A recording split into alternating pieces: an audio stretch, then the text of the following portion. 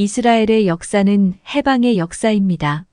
정복자들에게 당하던 정치적 경제적 억압으로부터의 해방, 자연, 땅, 금, 나무와 같은 인격적이지 않은 신들로부터의 해방, 어리석게 열방처럼 행하며 자기를 파괴하고 불의를 행하고 가난하고 빼앗긴 사람들에게 긍휼을 베풀지 않는 죄로부터의 구원에 관한 역사입니다. 그보다 더 심오한 차원에서 이스라엘은 가장 복잡한 인격적 노예 상태, 곧 법, 땅, 심지어 국가에 대한 예속의 상태에서 부르심을 입었습니다.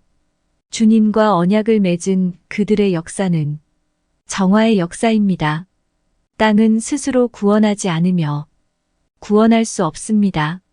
그들은 땅을 빼앗긴 후에야 이 진리를 실존적으로 깨닫게 됩니다.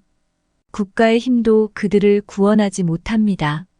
그들을 보호해주는 것은 군대의 힘이 아니라 그들과 언약을 맺고 그들을 선택하신 하나님의 사랑입니다. 그러나 군대가 뿔뿔이 흩어진 후에야 군대에 대한 그들의 신뢰도 비로소 사라져버립니다. 땅과 군대 없이 언약은 율법과 민족, 그 민족의 제사 안에서 다시 태어나고 살아남습니다.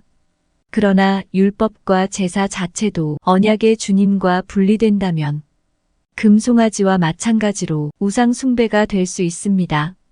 그리하여 이스라엘은 자신의 인간성에 대해 눈을 멀게 한 우상 숭배의 율법으로부터 정화되어야만 했습니다.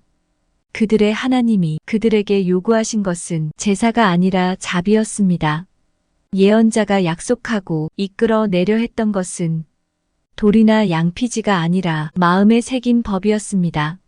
하나님과의 언약, 하나님이 사람들에게 요구하시는 마음의 율법은 언약에 충실하게 할 뿐만 아니라 우리가 서로 상대방의 존엄과 자유를 인정하는 마음을 갖게 해줍니다. 사람아, 주께서 선한 것이 무엇임을 내게 보이셨나니 여호와께서 내게 구하시는 것은 오직 정의를 행하며 인자를 사랑하며 겸손하게 내 하나님과 함께 행하는 것이 아니냐. 번제나 쉽게 바칠 수 있는 짐승의 피는 인간이 아니라 인간을 대체하는 무가치한 재물에 불과합니다. 하나님은 인간의 비하도 아첨하는 태도도 노예도 원하지 않으십니다. 언약의 자유 속에서 자신의 존엄성을 인식하고 서로의 가치를 인정함으로써 그 존엄성을 표현하는 자유로운 사람들을 원하십니다. 그러므로 아모스는 마법처럼 속죄받기 위해 역겨운 제사를 바치면서도 가난한 이들을 짓밟으며 억압받는 이들을 강탈하고 착취하고 정의를 잃어버린 사람들을 신랄하게 꾸짖습니다. 예레미야는 새로운 마음의 언약의 표현으로 정의와 평등을 요구했습니다.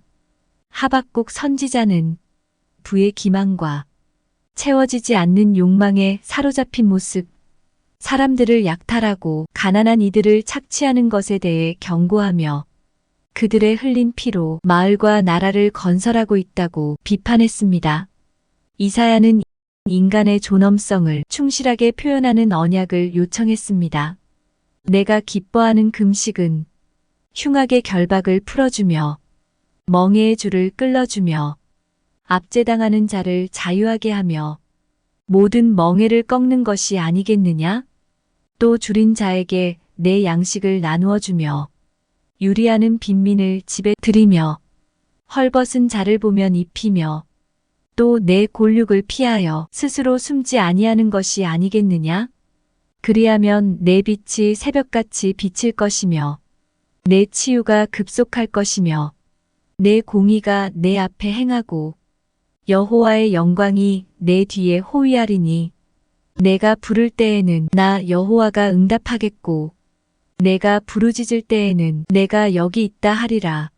만일 내가 너희 중에서 멍에와 손가락질과 허망한 말을 제하여 버리고 줄인 자에게 내 심정이 동하며 괴로워하는 자의 심정을 만족하게 하면 내 빛이 흑암 중에서 떠올라 내 어둠이 낮과 같이 될 것이며 여호와가 너를 항상 인도하여 메마른 곳에서도 내 영혼을 만족하게 하며 내 뼈를 견고하게 하리니 너는 물된 동산 같겠고 물이 끊어지지 아니하는 샘 같을 것이라.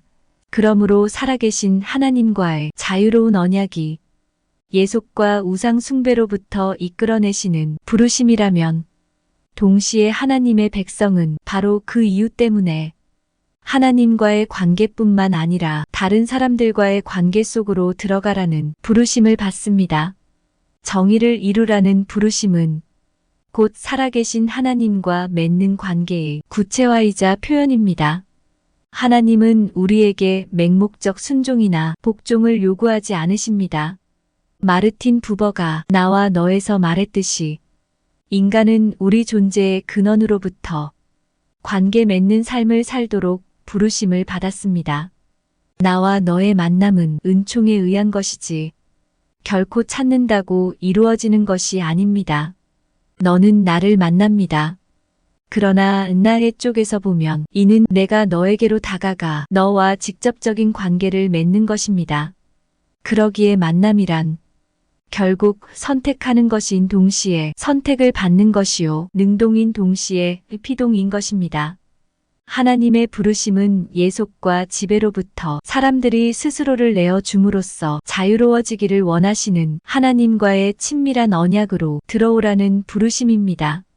이 하나님은 절대적 인격체이시며 하나님의 형상으로 지으신 인격체들을 언약으로 초대하십니다. 하나님은 우리가 인격체로서 가장 필요로 하는 것에 의지하라고, 즉 여호와에 대한 신뢰, 믿음, 사랑으로 나아오라고 부르십니다. 따라서 이 하나님의 계시는 인격과 인간관계에 대한 찬사인 동시에 자유롭게 정절과 소망, 돌봄을 실천함으로써 자유롭게 친밀한 언약으로 나아갈 수 있는 인간의 능력에 대한 찬사이기도 합니다.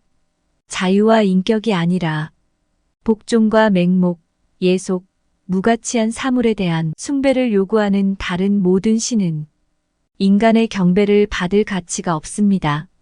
그러므로 하나님은 질투하시는 하나님입니다. 우리가 최종적으로 충성해야 할 대상은 결코 나뉠 수 없습니다. 우리의 최종적 정체성과 자기 실현과 소망은 오직 하나님 안에, 하나님의 사랑 안에 있을 뿐입니다. 이것이 이사야가 말한 사랑입니다. 이 사랑은 우리의 이름을 부르시고 하나님의 손바닥에 그 이름을 새기고 하나님이 우리를 결코 잊지 않으시도록 하며 우리를 두려움에 빠뜨리지 않습니다. 이것은 호세아가 말한 사랑이기도 합니다. 이스라엘의 하나님은 사랑으로 우리를 한결같이 돌보고 인도하시며 우리에게 걷는 법을 가르치시고 우리를 가까이에 두시고 우리를 홀로 내버려 두지 않습니다. 이것은 또한 시편에 표현된 사랑입니다. 우리를 삶 자체의 개방성 안에서 자유롭게 해주시고 우리를 절대로 버리지 않으시며 어머니가 자녀를 사랑하듯 우리를 붙드시는 사랑입니다. 우리가 이 하나님의 언약적 사랑을 깨달을 때 비로소 우리는 십계명에 담긴 깊은 뜻을 깨달을 수 있습니다. 즉 십계명이 계시하는 인간의 존엄성, 인간에 대한 찬사, 모든 인간관계의 소중한 가치를 이해할 수 있습니다. 어떤 형상이나 물건도 우리의 최종적 충성과 경배를 받을 만한 자격이 없습니다.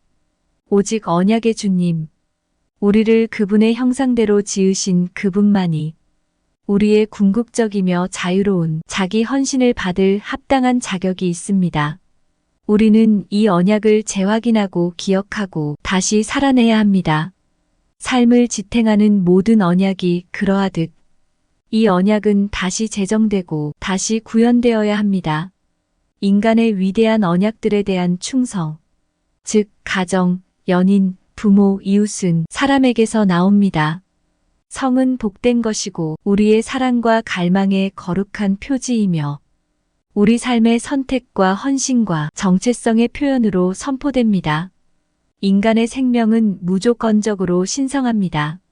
집단적인 삶과 공동체를 보호하기 위해 신뢰를 확립해야 합니다. 시기와 질투는 인간을 분열시키고 파편화할 뿐입니다. 그렇다면 하나님의 위대한 율법은 인간이 지키기 어려운 절망적 의무를 나열해 놓은 법조문이 아닙니다. 그것은 인간성을 가장 완벽하고 이상적으로 표현해 놓은 것입니다. 이것은 인간성을 부인하라는 것이 아니라 오히려 인간성을 실현하라는 명령입니다. 자유를 금지하는 것이 아니라 자유를 옹호합니다. 물론 율법과 예언서에는 이보다 훨씬 더 많은 것이 담겨 있습니다. 그러나 유대교 경전을 어떤 식으로 읽든 그 말씀을 읽음으로써 인간에 관한 계시는 언약적 관계를 통해 주어진다는 사실을 더 깊이 깨닫게 될 것입니다. 그 안에는 계속해서 인간의 무조건적 가치를 긍정하는 말씀이 들어 있습니다. 성경은 인간을 예속하거나 비하하는 모든 우상 숭배로부터의 독립 선언입니다. 성경은 인간의 사랑과 인간을 향한 사랑의 기록이며 한 백성에게 가장 심오한 믿음의 자유를 가르쳐 주기 위해 부단히 노력하시는 하나님에 관한 기록입니다.